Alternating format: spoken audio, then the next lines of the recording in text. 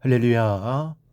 사랑하는 대강의 가족 여러분, 오늘 하루도 하나님의 말씀과 동행하는 삶이 되길 소망합니다. 오늘 함께 나눌 하나님의 말씀은 마가복음 14장 48절에서 50절 말씀입니다. 예수께서 무리에게 말씀하여 이르시되 너희가 강도를 잡는 것 같이 검과 몽치를 가지고 나를 잡으러 나왔느냐. 내가 날마다 너희와 함께 성전에 있으면서 가르쳤으되 너희가 나를 잡지 아니하였도다. 그러나 이는 성경을 이루려 함이니라 하시더라. 제자들이 다 예수를 버리고 도망하니라. 아멘. 결국은 제자들이 예수님을 배반하고 도망하지만 우리는 지금까지의 제자들의 행동 속에서 그들의 충성심을 볼 수 있습니다. 유다를 빼놓은 11명의 제자가 모두 예수님 곁을 지키고 있습니다. 이 베드로는 예수님께 잡히시는 순간 칼을 빼서 예수님을 구출하려고 시도하기도 합니다. 거의 비무장인 예수님의 제자들과 칼과 몽둥이를 들고 나오는 사람들이 맞부딪히려는 위기의 순간이었습니다. 만약 예수님께서 조치를 취하지 않으셨다면 아마 큰 싸움이 일어났을지도 모릅니다. 예수님께서 적극적으로 저항하라 하셨다면 아마 제자들은 죽음을 각오하고 예수님을 지키며 싸웠을 겁니다. 그러나 예수님은 저항하지 않으셨습니다. 그저 그 상황을 그대로 받아들이실 뿐입니다. 그리고 이렇게 말씀하십니다. 너희가 강도를 잡는 것 같이 검과 몽치를 가지고 나를 잡으려 나왔느냐.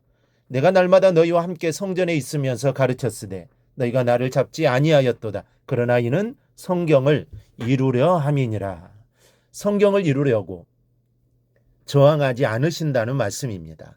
여기서 우리의 믿음을 지키는 비밀이 있습니다. 먼저 성경을 이루려 한다라는 예수님의 말씀은 하나님의 뜻을 이루려 한다라는 말씀입니다. 지금 예수님이 당하고 계신 모든 상황은 예적 선지자들이 하나님의 영의 감동을 받아 기록한 것이 그대로 이루어지고 있는 과정입니다. 오늘의 상황은 이사야 선지자가 이사야 53장에 예언한 그대로 실현되는 겁니다. 이사야 53장은 약 700여 년 전에 쓰여진 것인데 그 대본대로의 연극이 지금 역사의 무대에 올려지고 있는 것입니다. 예수님이 얼마나 많은 부분에서 내가 말씀을 이루려고 한다라고 하셨는지 모릅니다. 그런데 예수님께서 왜 그렇게 성경대로 이루기를 원하신 것입니까? 성경의 기록이 하나님의 뜻이기 때문입니다. 하나님의 뜻이기에 마치 연극 배우처럼 성경을 실현시키고 계신 겁니다. 그렇게 해야 인류를 구원하시려는 하나님의 크신 뜻이 이루어지기 때문입니다.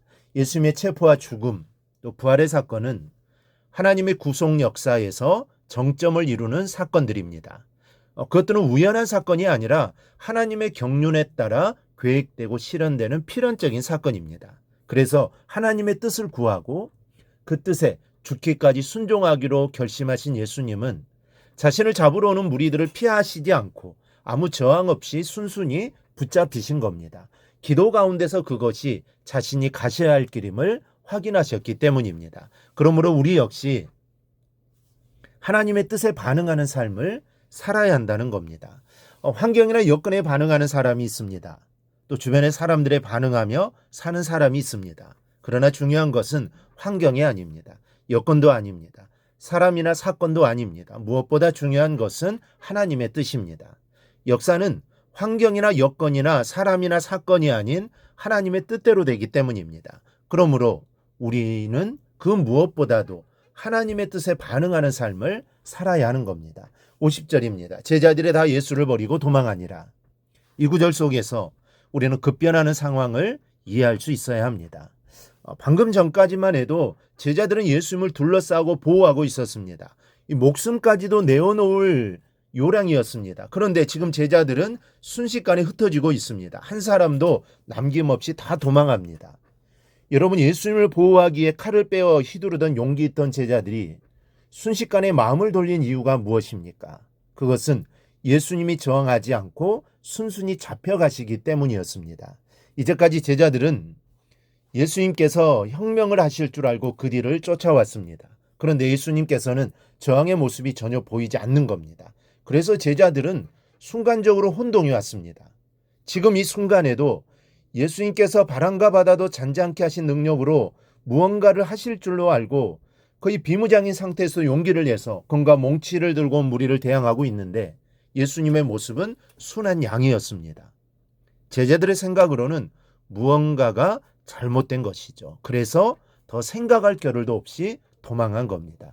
그러나 우리가 분명히 알아야 할 것은 예수님께서 할 수 없기 때문에 궁지에 몰려서 잡혀가신 것이 아니라는 사실입니다. 예수님은 49절 말씀대로 하나님의 뜻을 이루고자 검과 몽치를 들고 온 이들에게 도살할 어린 양의 모습으로 잡혀가신 겁니다. 제자들의 모습은 상황의 변화에 사정없이 흔들리는 모습입니다. 주변이 바뀌니 정신을 차리지 못합니다. 도망을 하면서도 자신들이 왜 도망을 해야 하는지 몰랐을 겁니다. 그러나 주님의 모습은 전혀 흔들림이 없습니다. 아무리 상황이 천지개벽을 해도 가시는 길이 뚜렷합니다. 전혀 요동하지 않으십니다. 이것은 무엇에 따라 반응하느냐의 차이입니다. 예수님은 하나님의 뜻에 따라 반응했고 제자들은 자신의 뜻에 따라 반응했기 때문입니다. 하나님께 우리에게 원하시는 것은 단순히 내 뜻을 이루며 살아가는 것이 아닙니다. 하나님의 뜻을 알고 그 뜻에 믿음으로 반응하며 살아가는 것입니다. 우리의 생각과 계획이 아무리 좋아 보여도 하나님의 뜻에서 벗어난다면 멈출 줄 알아야 합니다. 반대로 지금은 힘들고 이해되지 않는 길이라 할지라도 그것이 하나님의 뜻이라면 믿음으로 순종할 수 있어야 합니다. 그러므로 오늘 하루 하나님께 이렇게 기도하시기 바랍니다. 하나님, 내가 원하는 길보다 하나님께서 원하시는 길을 걷게 하옵소서. 내 생각보다 하나님의 뜻을 앞세우게 하시고 내 감정보다 말씀에 반응하는 사람이 되게 하옵소서. 오늘 하루도 하나님의 뜻에 따라 반응하는 삶을 구하시고 하나님의 뜻이 여러분의 마음과 가정과 일터와 모든 삶의 중심에 늘 있기를 주님의 이름으로 축원합니다. 오늘 묵상한 말씀을 굳게 잡고 삶으로 실천하며 살아내는 대강의 모든 성도들이 되기를 축복합니다.